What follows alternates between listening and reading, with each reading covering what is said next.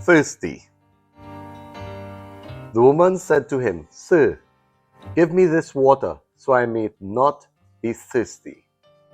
John chapter 4, verse 15. Sunday of the third week of Lent.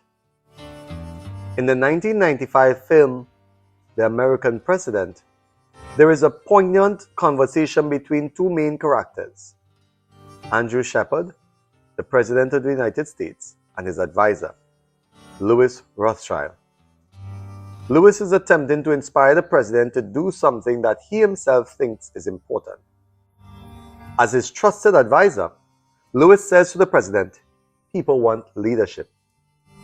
They're so thirsty for it, they'll crawl through the desert toward a mirage, and when they discover there's no water, they'll drink the sand.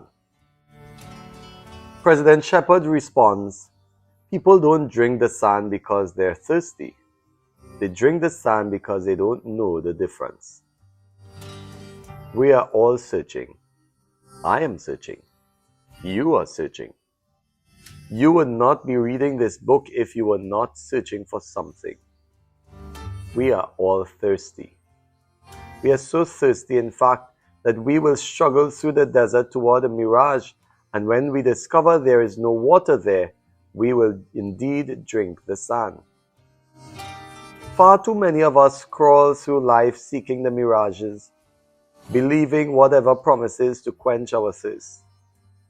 The woman at the well has tried to quench her thirst with men. We all share this in common with her, in that we have all tried to quench our thirst with something: control, possession, or status, among other things. Each of us has our patterns. Maturity is knowing what they are. Here's the thing about the mirages. The thing about the temptation. A mirage looks very enticing when you are thirsty in the desert. But even though it looks like something we desire, it is not what it appears to be. It's a mirage.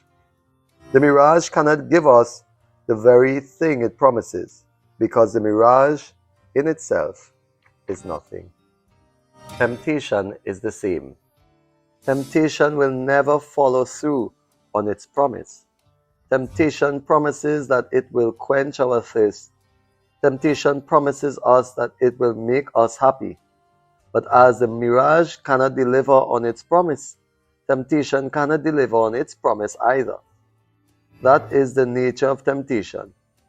It always overpromises and underdelivers.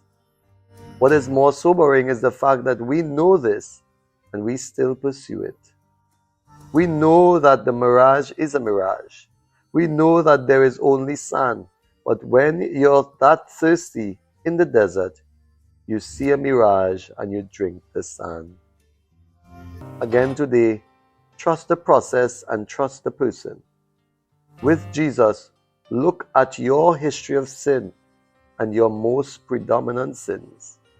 What are the mirages that promise to make your life better, but only leave you thirsty? For your prayer, read Psalm 63. Read it slowly. What word or phrase tugs at your heart? Talk to God about how this word or phrase applies to your life.